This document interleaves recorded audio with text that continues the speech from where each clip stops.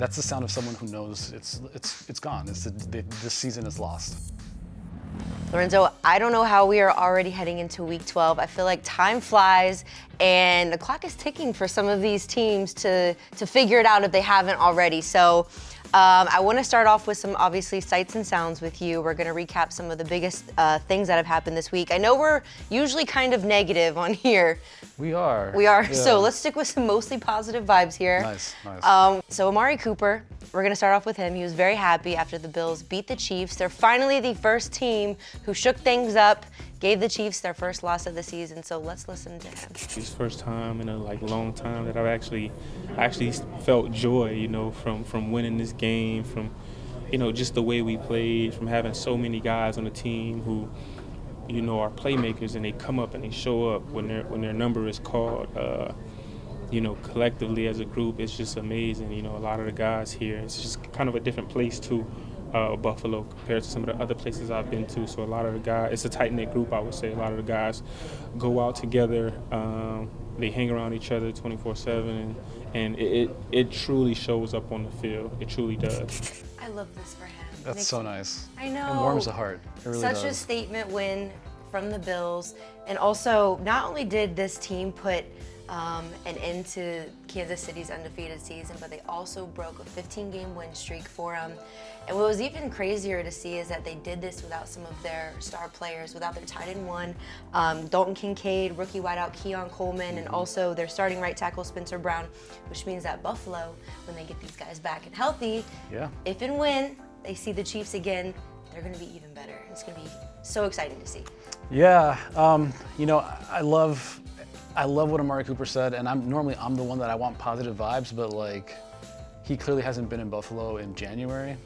True. Because as good as they've been in the regular season, they've stumbled in the playoffs, and typically they've stumbled against that Chiefs team. That said, this is a win in November. It's a great win for Buffalo, and it could potentially affect the seeding, but it won't matter unless you do it in January. Do you think they're going to be able to do it in January? Oh my gosh. I don't know what's going to happen next week. You're putting me on the spot here. I know. History will tell me back to the Chiefs. Yeah. So I'd probably go that way, especially because, they're talking about getting Pacheco back. Yeah. They have Hopkins out receiver. They're pretty stacked. And this defense, they did stumble against Buffalo this week, but typically that Spags defense is really, really good. So they're the two-time defending champs. How do you go against them? Yeah, no, that's very true, very true. But also, either way, they beat the freaking Chiefs, which is so did. exciting. Yeah. So exciting. Yeah. But okay, I know we were talking about staying on positive notes, positive vibes moving forward. So this could be possibly positive if you think of it as like an uphill. So the Jets fired their GM, Joe Douglas, just 6 weeks after firing Robert Saleh, giving him the boot. We do have a quote from Aaron Rodgers where he's kind of like questioning his, what would be the word? Questioning everything in life. Yeah. Kind of one of those. But this happened prior to the firing of Joe Douglas. So let's listen. I'm in my 20th year, so I've figured out a way to do this for a long time. So I just gotta remember why you fell in love with this game. This will be definitely a week to clear all of our heads and come back and stick together. That's the sound of someone who knows it's gone. This season is lost. Right. I kind of feel bad for Aaron. I really do. But at the same time, it's a top to bottom issue. Aaron's been shouldering a little bit of the blame, but definitely he's to blame. The organization, it's not just the surrounding cast.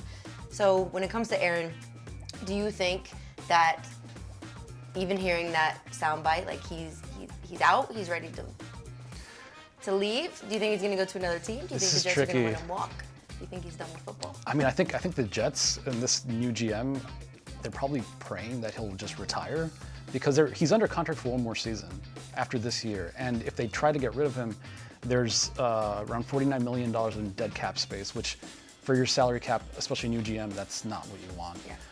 This has been two really difficult seasons for him, going back to the Achilles injury to now this. The problem is, it's what you said, Mac. It's everywhere. And Aaron Rodgers really should have been the sort of unifying force, but he can't even get a good connection with Devontae Adams, who's been his guy forever. So It's really tricky. I mean, it's just, you look at that roster and there's a lot of talent there, but coaching has been an issue, discipline has been an issue.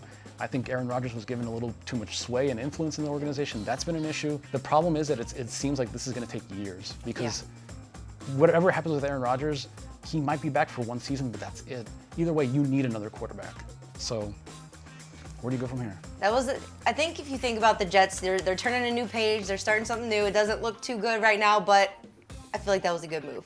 So we're going to move on to Lamar Jackson. We're going to go down the hill a little bit. Basically, him saying how the Ravens just continue to beat themselves in close games. So let's listen. Do you think with the penalties and the turnovers that you guys feel like you're your own biggest detriment? It wasn't really what's up, but what you guys did, you feel? Absolutely. It's been that way for ever since last year, I believe. You know, going back to the AFC Championship game, we killed ourselves. Chiefs game, the opener, killed ourselves.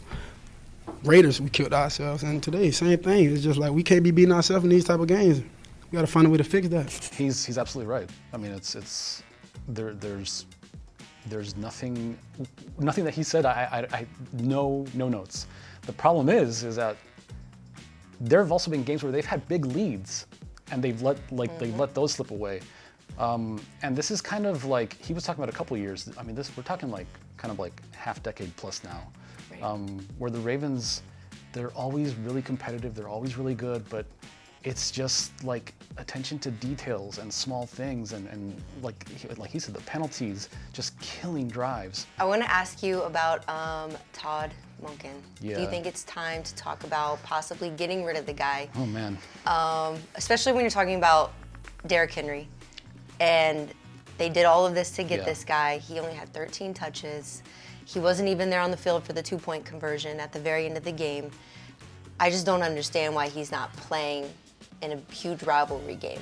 Yeah, I've had some serious. What's the decision? Yeah, I've been critical of Todd Monken's decision making, especially in big games, especially late in big games. It's just sometimes the overthinking thing. But this is really tricky because if you fire him, if I'm sort of the general manager and I fire the offensive coordinator, I am expecting the person I bring in as a replacement to be an upgrade. I have some more notes here. So Love Lorenzo's notes. So but listen to this. Listen to this. The Ravens offense ranks first in the following categories, and get comfortable because it's a few. Total offense, yards per play, rushing yards per play, passing yards per play, first downs per game, red zone offense. They rank second in rushing offense, interception rate, scoring offense. And Lamar Jackson, we're talking about a quarterback who might be on his way to his third MVP in 6 seasons. So the production is there when it gets time to clutch situations, tight games, rivalry games against the Chiefs. It just it all collapses and it seems like things snowball. And I think some of that is on Monken, but I think we also have to point the finger to Harbaugh. I mean, he's the one overseeing all of this. Well, they're going to have to figure it out very soon because they do have the Chargers coming up in a very, very highly anticipated Harbaugh Bowl. Yeah. Say that 5 times fast. Yeah. You can't. But the Chargers are coming off a big Week 11 win against the Bengals. And Jim was, of course, spinning bars per usual post game. So let's listen. Great win! Great team win. It was awesome. What was the conversation on the sideline when the Bengals came back and tied the game up? What was your message to the team there? Respond. Just because we lost the momentum didn't mean they had it, and we're gonna get it back. Absolutely feral. I love it. What was the beginning of that? I don't know, but I love it. Yeah. Even though the team kind of blew that 21-point lead, they still showed resilience. And I feel like that's exactly what he was trying to explain, or what he was saying in that audio clip. The noises. It's great, yeah. The Chargers, I feel like, have really kind of righted the ship. I feel like he's been a huge part of it. That doesn't feel like the same old Chargers. For sure. Would you agree with that? And also, what do you think we can expect when we see Jim and John play against one another? It's going to be so exciting. Yeah, it is. It is. Let me very, very quickly say that the great thing about Jim Harbaugh, and I love Jim Harbaugh, he's a maniac, and I mean that in the highest compliment. Like, that's the kind of delusion that, like, if he's like, hey, Lorenzo, this building's burning, go inside. I'm like, all right, Jim. It kind of like Dan Campbell vibes. It's just like a big dude yelling and he's kind of lovable. It's like, I'm going to do what you Let's be real. They lost momentum. If Evan McPherson makes his field goals, they lose that game. So, like, I get what he's saying, but, like... He's delusional. Let's be real. Like, they very nearly blew that game. Yeah. But a win's a win. But that's the kind of, like, it's almost like brainwashing. And again, I know this sounds kind of like aggressive. I do mean this as a compliment. No, it's true. But I guarantee you talk to those players in the locker room, and that kind of just like belief, that faith that they'll get it done, that goes a long way, especially in tight games. I feel like that would take you a lot farther than a coach being like, we barely won if this dude hadn't kicked the ball. 100%. We got the win, 100%. just stop, you know? To go back to your other question, I do think it's like not even fully year one, and I think we see this culture changed. I did like this roster. The Chargers roster was pretty decent, and obviously you have a quarterback there, all of that. It's more that the defense has become so physical, and Harbaugh bringing his defensive coordinator from Michigan, it's just like so, there's such a, there's unison in like everything he does. And what I love about Jim Harbaugh's teams, whether it's college or the pros, like you know what you're getting, and they still do well. The offensive line has been a priority. The offensive line is much better. The defensive line is a priority. It's both, it's lines of scrimmage. He wants to dominate and be more physical and basically just kind of like push people around. Yeah. That's literally the way they've done it everywhere they've gone, and you're seeing that. The Chargers defense ranks first in the NFL. They're allowing just 14.5 points per game. I mean, that's how you win games, especially late in the season. Hey sports fans, if you want to see more conversations with athletes and stars, check out these videos right here and be sure to subscribe for more from USA Today Sports.